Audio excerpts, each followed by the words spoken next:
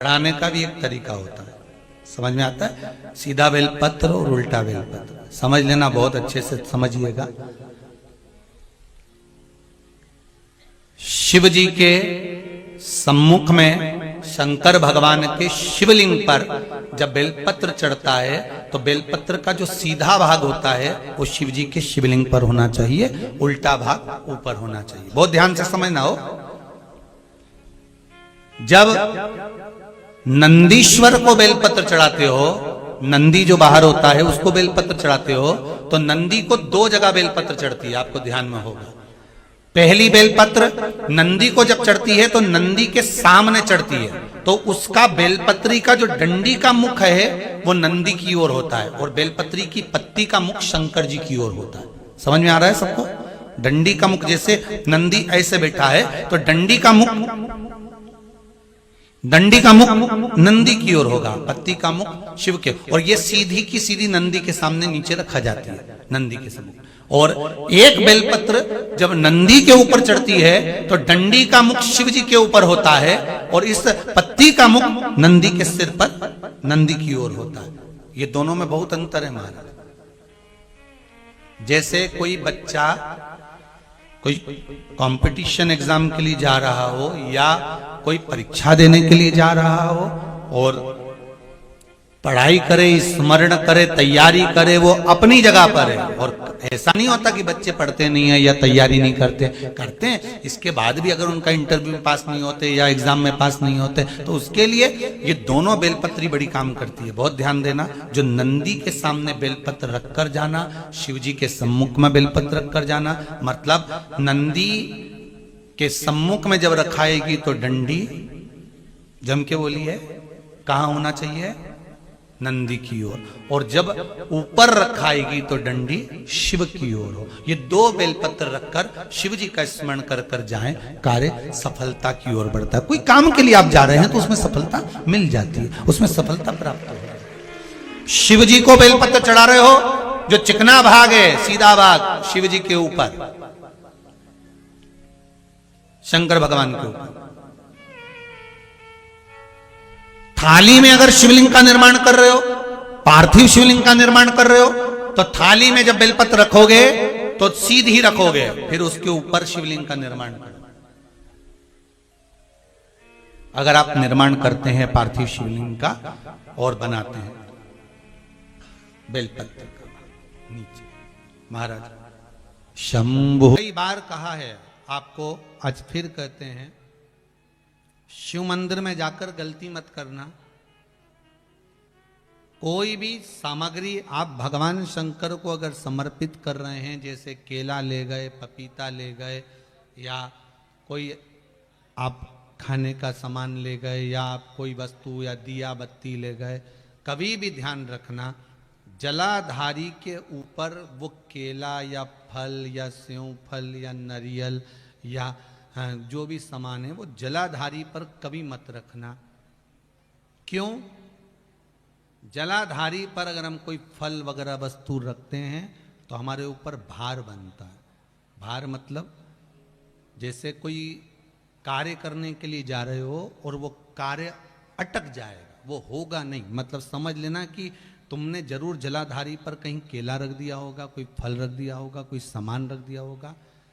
जलाधारी पर केवल पूजन का सामग्री, आप स्नान करा रहे हो, जलाधारी पर डालिए, आप कुंकू लगा रहे हो, चंदन लगा रहे हो, अबीर लगा रहे हो, गुलाल लगा रहे हो, आप जलाधारी पर लगाइए। फूल चढ़ा रहे हो, बेलपत्री चढ़ा रहे हो, आप जलाधारी पर लगाइए। शिव पर चढ़ाओ, बाकी के माँ जगतजननी का जो स्थान है वहां चढ़ाओ। पर और एक बात और ध्यान रखना, जलाधारी पर भूल से भी कई माताएं दिया जलाकर रख देती है, समझ लेना वो अपने भाग्य पर अंधेरा करने के लिए उस दिए को लगा रही। बहुत बहुत गलत बात है। उसका वर्णन शिव महापुराण में बहुत, लिंग पुराण के अंतर्गत, नर्मदा पुराण के अंतर्गत और महाराज गर्ग संहिता के अंतर्गत बहुत सी चीजें ऐसी दी गई हैं, जिसके स्कंद पुराण के अंतर्गत भी वर्णन आता है कि अगर नारी दिया लगाना है तो दूर रखे। वो जलाधारी जो है ना, जिसमें पानी बहता है, उसके ऊपर जला हुआ दिया मत रख देना। क्यों? कहते हैं उसके घर के बेटे बेटी, बहू, पोता पोती कभी भी उसे सुख प्रदान नहीं कर सकते। उसके घर में हमेशा क्लेश रहेगा, चिड़चिड़ प्रवृत्ति रहेगी, युद्ध लड़ाई झगड़ा ये सब पारिवारिक चलता रहेगा, या देवर जेठ जेठानी का भी झगड़ा चलता रहेगा, पर वो सुख का भान नहीं कर सकती। अगर दिया जलाधारी पर रख दिया तो, वैसे तो आप सब समझदार हो, आप लोग तो ये गलती नहीं कर सकते होगे, वो तो हम सियोर वालों के लिए कह रहे हैं, हम तो ये गलती नहीं करोगे।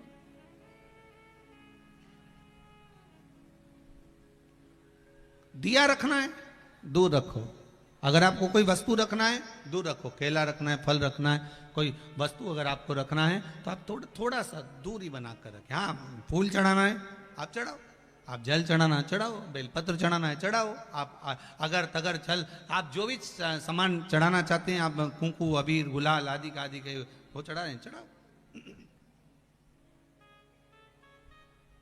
पर कोई फल है, कोई मिठाई है, कोई सामग्री है, वो शिवलिंग से भी जलाधारी से भी दूरी बनाकर रखिए, उसको दूर रखिए। कि आप शंकर भगवान को जल चढ़ाएं, थोड़ा सा जल पात्र में रख लें, जहां पूजन कर रहे हैं, जब थाली से पूजन पहले सबसे पहले तो जल ही चढ़ाओगे ना, जल चढ़ाने के बाद उस पात्र को रख लें, थोड़ा सा पानी उसमें बचा लें, 2-4 बूंद, 8 बूंद, 15 बूंद, 20 बूंद, 1 चुल्लू, थोड़ा सा भगवान शिव की आराधना करी, आपने दिया बत्ती करा, पूजन करा, आराधना करी, मंत्र जाप करा, घंटी का नाद करा, और भी लोग आए उन्होंने भी भगवान का नाम लिया। जब घर की ओर प्रवेश करें, पूजन की थाली जब लेकर चलें, तो जो कलश में जल हो उसका आचमन कर लें या अपने ऊपर छीट लें, उससे सुख का अनुभव होता।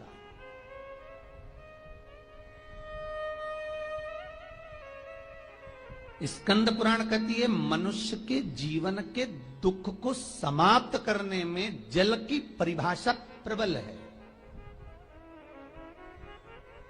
फिर निवेदन करूंगा, कहीं जाकर मत रोइए, कहीं जाकर मत कहिए कि आपको तकलीफ क्या है, ना रिश्तेदारों से, ना नातेदारों से, ना कुटुंब से, ना कबीले से, ना अपनों से, किसी से नहीं कहना कि दुख क्या है।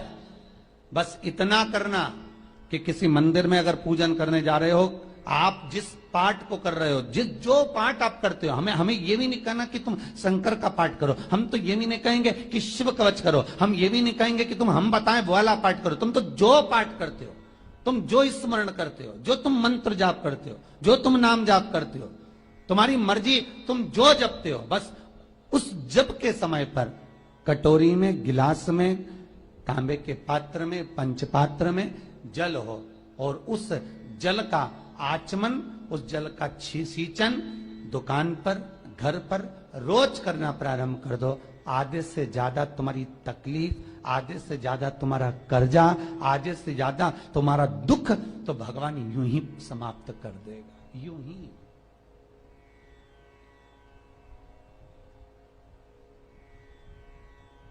हम जल कौन सा सींचते हैं भगवान, अपनी दुकान पर पानी कौन सा छोड़ते हैं, अपने घर पर जल कौन सा सींचते हैं, जब मटके में से भरकर लिया है, कुंड में से भरकर लिया है, अपने घर में नल में से भरकर लिया है, और वो पानी लाने के बाद में अपन सब दूर छीट दिया। अपन वो वाला पानी कभी नहीं छीटते जो रखा है, जो आराधना के लिए रखा है, साधना के लिए रखा है, जो भगवत स्मरण के लिए रखा है, हमने वो नहीं छीटा, हम तो भरकर लाए और छीट दिए। अरे भाई, बहुत दुख है, बहुत तकलीफ है, बहुत कष्ट है, कहीं मत भटको, जिससे तुम्हारी अच्छी पटे उसका स्मरण कर कर, उसका भजन कर कर, उसका कीर्तन कर कर, उसका नाम जाप कर कर। हम तो ये भी कहते हैं कि तुम जो भजन कर सकते हो, तुम जो स्मरण कर सकते हो, तुम्हारी चित्तवृत्ति में जो अच्छा हो तुम वो करना, हम भी बताएं तो भी मत करना, तुम्हें अच्छा लगे तो करो, नहीं लगे तो तुम जो कर रहे हो बहुत अच्छा करो, तुम उसको जो। एक पशुपति व्रत होता है, यदि कोई विशेष समस्या हो जो आप नहीं बता सकते किसी को, बहुत तकलीफ चल रही हो, बहुत कष्ट हो रहा हो, बहुत ज्यादा दुखी हो, तो 5 सोमवार पशुपति व्रत कर लो। कितने सोमवार? 5। पशुपति व्रत करने का नियम अच्छे से समझिएगा। 5 सोमवार करना है, कोई से भी सोमवार से चालू कर सकते हो, कैसे करना है? सुबह के समय पर भगवान शंकर का अभिषेक पूजन करने मंदिर में चले जाओ, पूजन अर्चना आराम से कर कर आओ। शाम के समय वही थाली लाकर घर में रख लो। सुबह के समय फलहार कर लो या मीठे का भोजन कर लो, अर्थात मीठा का भोजन मतलब फलाहारी भोजन, जो भी मीठे का है वो करें। शाम के समय घर से 6 दिए लगाकर लेके जाएं घी के। कितने दिए? 6। साथ में कुछ मीठा बनाकर लेकर जाएं। शंकर जी के मंदिर में जाकर मीठे के 3 हिस्से कर दें। 2 हिस्से मंदिर में रख दें, 1 हिस्सा अपने साथ लेकर आना। मंदिर से जो 6 दिए लेकर गए हो वो 5 दिए भगवान शंकर के सामने लगा दो पशुपति नाथ के नाम से, अपनी कामना कर। 1 दिया वापिस रख के थाली में लिया। जब घर में प्रवेश करें, घर के अंदर प्रवेश करते समय राइट भाग में प्रवेश करेंगे, उसका सीधा हाथ प्रवेश करते समय राइट भाग में जो दिया लेकर आए हो वो दिया दरवाजे के बाहर लगा दीजिए। घर के अंदर प्रवेश कर जाओ। जब भोजन करो शाम को तो जो आपने 3 हिस्से करे थे उसका जो हिस्सा लेकर आए हो वो हिस्से के साथ में भोजन कर लीजिए। इसको कहते हैं पशुपति व्रत। मात्र 5 व्रत कर लो। अगर कोई समस्या है, तकलीफ है, बहुत कष्ट है, तब कोई दिक्कत आ गई है, कोई बीमारी आ गई है, बहुत कष्ट ज्यादा हो रहा है, कोई कर्जा बढ़ गया है, कोई देन लेन रह गया है, कोई परेशान कर रहा है, तो पशुपति व्रत आप कर सकते। ये व्रत आपके जीवन में 5 व्रत करोगे और काम सफल हो जाए। इसको कहते हैं पशुपति व्रत। आप में से कितनी माताएं जिन्होंने कभी जिंदगी में 16 सोमवार करा हो? हाथ उठाओ जरा। करें 16 सोमवार? किन किन ने करे जरा हाथ उठाओ तो। हाँ दिख गए, ठीक है, ठीक है। और जितने लोग आस्था चैनल पर सुन रहे हैं, जितने लोग फेसबुक यूट्यूब पर कथा सुन रहे हैं, जितने लोग इस पवित्र भूमि पर छिंदवाड़ा की पावन शिव महापुराण की कथा श्रवण कर रहे हैं, हम आपसे पूछना चाहें, आपने 16 सोमवार का व्रत करा, 16 सोमवार का उद्यापन करा, 16 सोमवार का नियम लिया, 16 सोमवार की पोथी पढ़ी, 16 सोमवार की कथा पढ़ी, 16 सोमवार पे चूरमा बनाया, किसी ने 3-3 बार व्रत करा, किसी ने बेलपत्री का करा, किसी ने चूरमे का करा, किसी ने मिश्री का करा। बोलो सही है? करा लोगों ने। पर जितने लोग आस्था चैनल पर कथा सुन रहे हैं और जितने लोग इस फेसबुक यूट्यूब पर कथा सुन रहे हैं और जितने छिंदवाड़ा की पवित्र भूमि पर कथा सुन रहे हैं, हम इनसे पूछना चाहते हैं,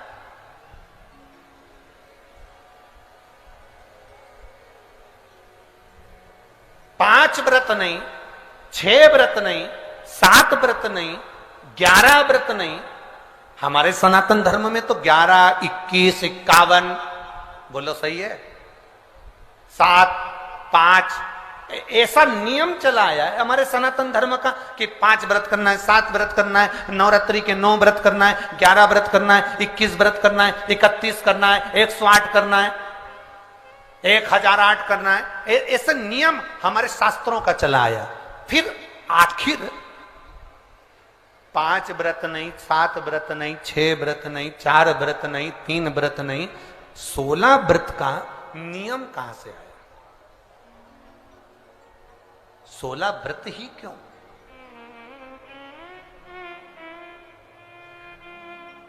पंद्रह नहीं, 14 नहीं, 13 नहीं, 12 नहीं, 11 नहीं, कितने? 16। ये 16 व्रत का नियम कैसे? ये कहां से आ गया 16 व्रत का नियम? कोई आपसे पूछ सकता है, आपके घर के बच्चे कह सकते हैं, मम्मी ओ मां क्या कर रही हो? मां ने कहा बेटा मैंने 16 सोमवार के व्रत उठाए। 16 सोमवार के व्रत उठाए? हाँ। क्या करती है उसमें?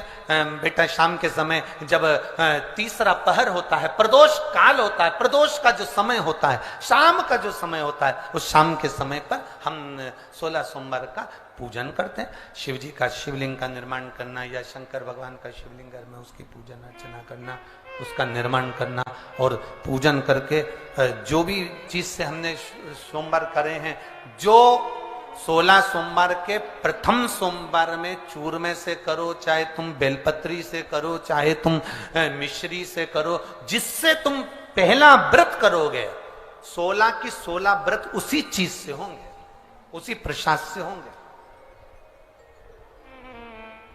तो बच्चे कहेंगे मां ये 16 व्रत का विधान कहां से आया? 16 व्रत का नियम कहां से आया? आपके बच्चे पूछ सकते हैं, आपसे पूछेंगे, आपके बच्चे आपसे पूछेंगे कि ये 16 व्रत का विधान कहां से आया, 16 व्रत का नियम कहां से, तब आपको बताना है। अवंतिकापुरी उज्जैनी में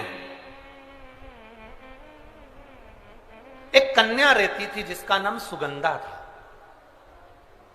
बड़े ध्यान से सुनना, 16 सोमवार के व्रत तो आपने बहुत करे हैं, पर 16 सोमवार में 16 सोमवार का नियम कहां से आया?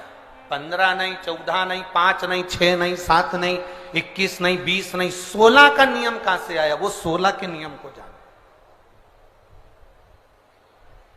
और यहीं से 16 सोमवार व्रत की प्रारंभता है, इस कथा की प्रारंभता।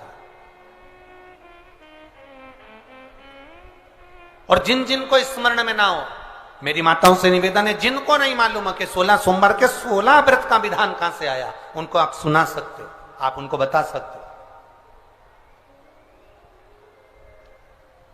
अवंतिकापुरी में एक सुगंधा नाम की एक बड़ी सुंदर कन्या रहती थी, बड़ी सुंदर थी। उसमें उसके चेहरे पर बड़ा आकर्षण था, उसके चेहरे पर बड़ी चमक थी, उसके चेहरे पर बड़ी रौनकता थी, बड़ी रौनक।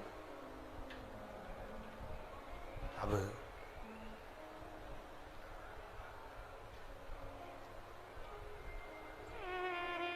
उसकी माता, सुगंधा की जो मां थी,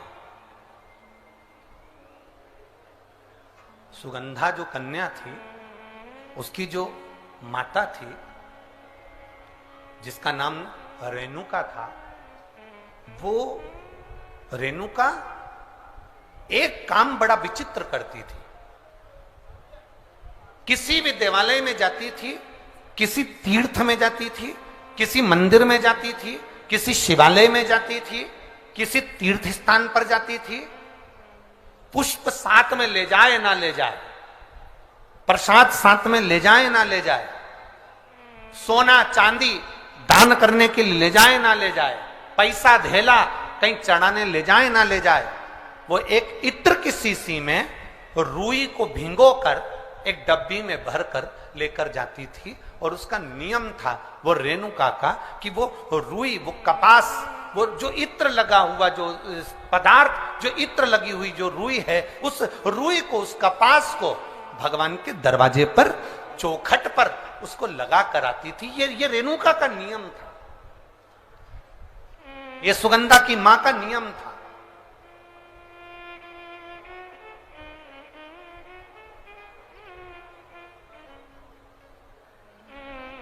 एक नियम हमारी जिंदगी में हम जो लेते हैं, वो नियम हमारे लिए सिद्धता देता है।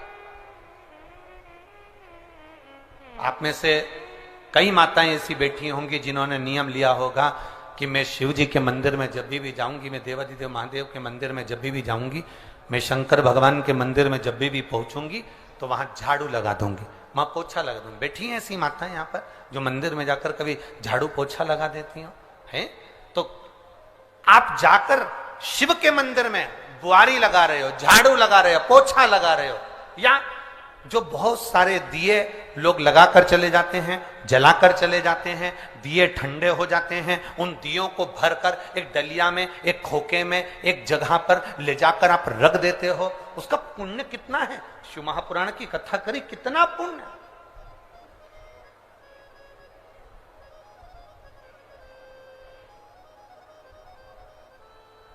गुरु नानक देव जी ने तो अपने शिष्य वाले से कहा था, गुरु नानक देव जी अपने शिष्य से कहते हैं, संत शिरोमणि में भी शिरोमणि परम पूज्य गुरु नानक देव जी अपने शिष्य बाले से कहते हैं, बाले सुन, भंडारा करने वाला भंडारा करे, लंगर करने वाला लंगर करे, चखने वाला चखे, करने वाला करे। अगर भूलवश भी बाले, अगर कोई भूलवश भी उस लंगर के स्थान पर से मात्र एक गीला कपड़ा कर कर, एक पोछा कर कर, एक बुआरी सवारनी कर कर अगर निकल भी जाता है तो वो अपनी जिंदगी के कई दुखड़ों को समाप्त कर जाता है। गुरु नानक देव जी कह रहे हैं बाले से।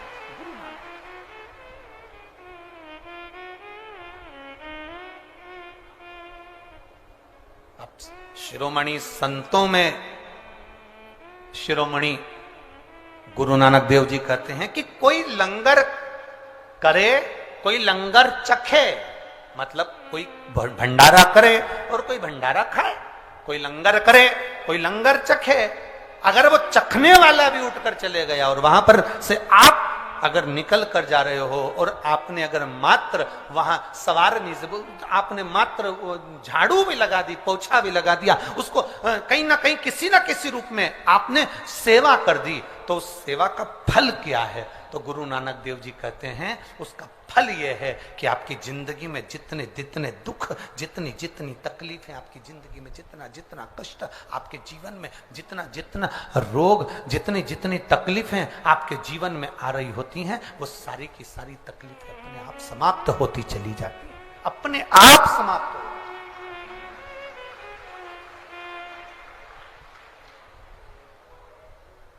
अब